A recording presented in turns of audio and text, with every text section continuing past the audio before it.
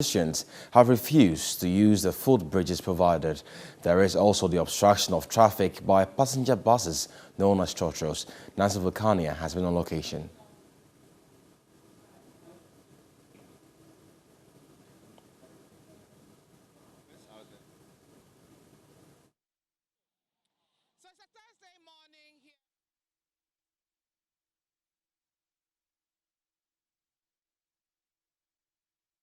There's a combined operation between the police MTTD and personnel from the National Road Safety Authority to make sure everything is in check. Now, there have been some reports on social media about hawkers taking over parts of the road and also some of the Trotro drivers causing a bit of traffic and choking up parts of the road. We're here to find out what's happening here at the Pokuase interchange. We have with us Felix Owusu. He's a planning manager, Greater Accra, for the Ghana Road Safety Authority.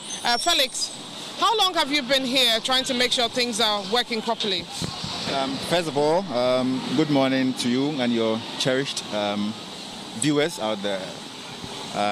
Okay, so we've been here even before the commissioning of the facility. At least we're here about a month ago to sensitize people living around the project area. Yeah, so that's even all the way to Musuku, Kwabenya, Pokuase, Masaman, Ablekuma, Ayawaso, and then all those areas. Right, so Felix, what are some of the problems or what have you observed really in terms of road safety since the interchange opened? Well, in terms of road safety, I think first of all, I would like to talk about the pedestrians and how they cross the road. Yeah, so as you're aware, they commissioned the facility, that was last week, Friday, and luckily for us, we have a footbridge which pedestrians are supposed to use to cross or safely cross the road. But some of them do not use the footbridge, giving us various degrees of reasons. Some of them being afraid of heights, others complain of I don't know, so many. So it's the same footbridge issue that we've had even with the N1 and then with Adenta Medina. Exactly. So we've also had reports that some people jump from the top here on the other side and land in the median of the road and then proceed to cross. How far is that true? Well, I have not seen, and nothing of that has come to my notice too, so I can't speak to that. Right.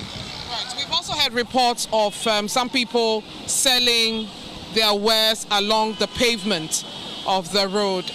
We can see this morning that the police are here and they've managed to drive them away. So we haven't had the privilege to see all of that happening. But have you observed that? And what was your reaction?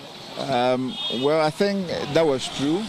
But then, luckily enough, we also have some personnel from the municipal assembly, that's Ghana North, to also help us to at least, as it were, evacuate or eject some of these traders on the shoulders of the road, which are supposed to be used by pedestrians.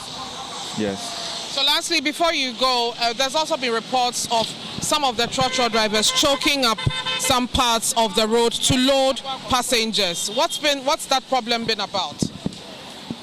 First of all, I must say, looking at the length of the bus stop, it's quite small or short. So what we are telling drivers is that the bus stop is not a loading point. So when you get to the bus stop, you are supposed to alight passengers, and if there's anyone there, a passenger going your direction, you can just pick the person, but not to stand there and load, because when you do that, then you tend to cause a lot of traffic. So that is the problem we are fixing. And as you can see from the other side of the road, that's those coming from Kumasi to Accra.